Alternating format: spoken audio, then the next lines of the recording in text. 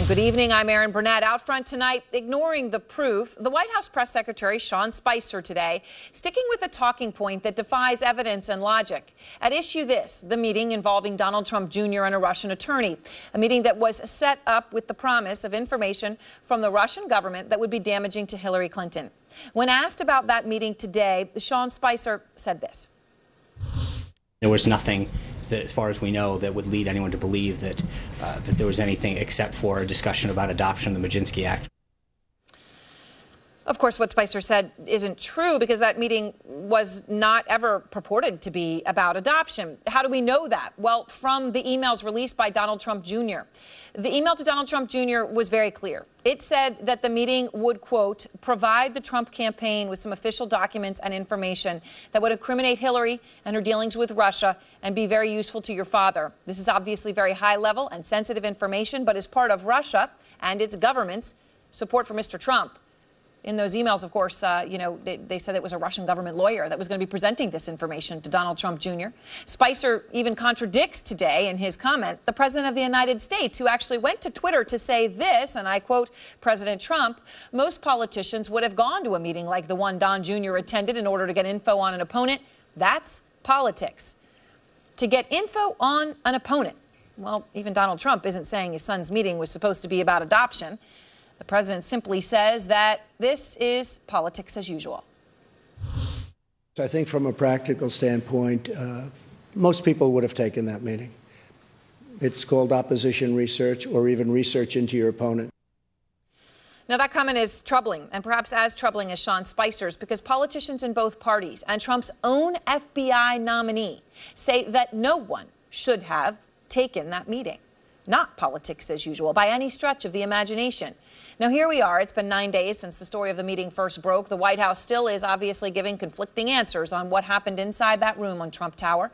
Manu Raju begins our coverage out front tonight on Capitol Hill. And obviously within the White House here, you got Sean Spicer and the President of the United States not on the same page. What's the reaction on Capitol Hill tonight?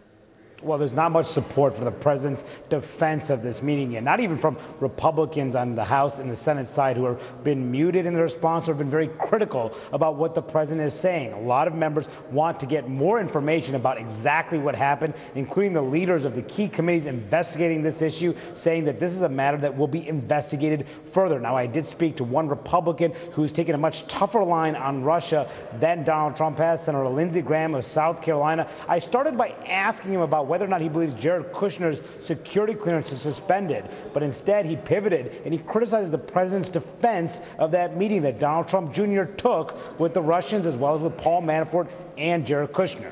Here's what Graham said. I disagree with President Trump in this regard.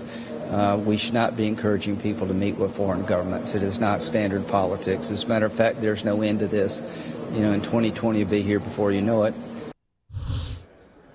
Now, a group of Senate Democrats earlier today, Erin, wrote a letter to the White House asking that Jared Kushner's security clearance should be suspended because, in their words, that he, quote, may pose a danger to our country by accessing high-level intelligence after not revealing some of these meetings with Russians initially on the security clearance forms. He has, of course, since amended them. Not many Republicans are joining that Democratic call, however, including the Senate Intelligence Committee Chairman Richard Burr, who I asked directly, should Jared Kushner's security clearance be suspended? He said, well, maybe not. He said Jared Kushner has amended the forms, and now he said they're, quote, fairly accurate. Erin? Fairly accurate. All right, Manu, thank you very much. Out front tonight, Republican Congressman Adam Kinzinger. He is on the Foreign Affairs Committee. And Congressman, thank you for your time tonight. You bet. Two former senior intelligence officers tell me that no entry-level CIA analyst could get hired after doing what Jared Kushner did, right? Change his security clearance form application multiple times, edit it, add. The question for you is, given that, should Jared Kushner have security clearance tonight?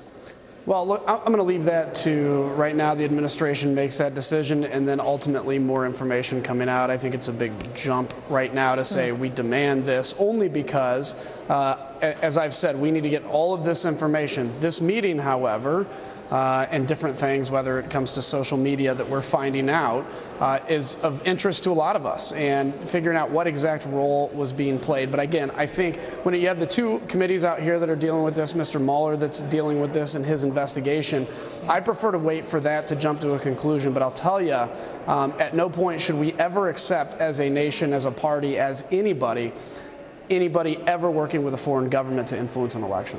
So let me ask you on the Jared Kushner point, one more thing that could be important here. Do you believe right now, I mean, you're thinking this is the senior advisor to the President of the United States, that these multiple edits and revisions to a security clearance form with this meeting, the one that we're talking about here with Donald Trump Jr. and a Russian lawyer and others added at the end of June, do you think that was an honest mistake?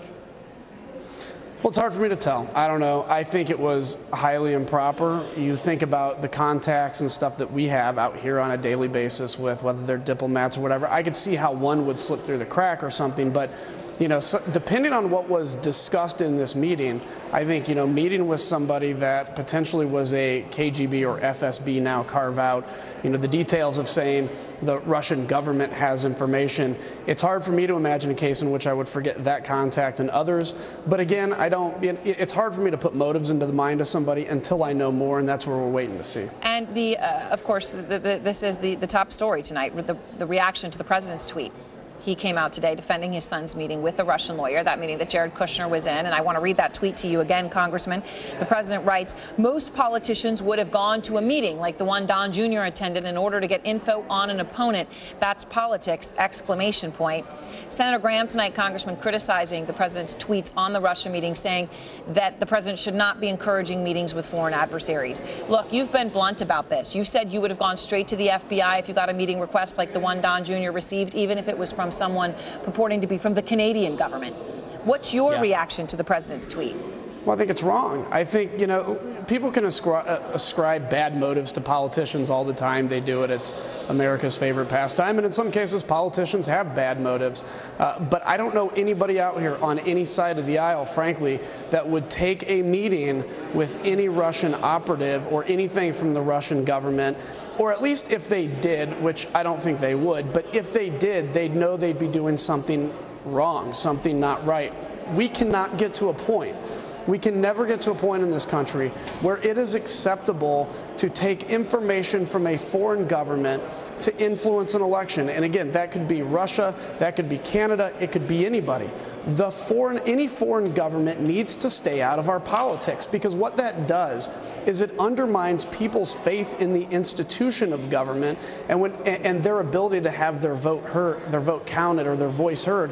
When people lose faith in government and institutions, that leads down the road to people feeling like they don't have a voice, which is serious instability. That's what we out here as politicians, as elected officials, have to defend, is the integrity undermining the entire system or underpinning the entire system. There is breaking news at this hour, Congressman. The Russian deputy foreign minister has just met with a U.S. official at the Department of State. He says he's, quote, almost, that's his word, at a deal. And that deal would get 2 seized mansions in the United States back into Russian hands. And those compounds, you know about them. Our viewers have seen them. These are basically Russian spy compounds outside New York City and Washington, D.C. They were shut down. Russians sent out of the country by President Obama in response to Russian meddling in the election. Now the words tonight, almost at a deal to get them back from the Trump administration. Congressman, do you support giving those compounds back to Russia? It depends what the deal is. If the deal is Russia leaves Ukraine, Russia leaves Syria, Russia quits bombing innocent women and children in hospitals, then that's probably a good exchange. If the deal is, hey, we want to give these compounds back to you so you'll be nice to us or so that we can have a good relationship, that would be a very bad deal. So I hope that this isn't just an effort to try to make the Russians happy to give them these compounds back. I hope this doesn't come to fruition. Anytime a house being used for espionage activity is located, that belongs now to the United States government or to whoever, and it should stay that way. It should not be given back to the people that are perpetrating that spying in the very first place. Congressman Kinzinger, thank you so much for your time. Anytime. Take care.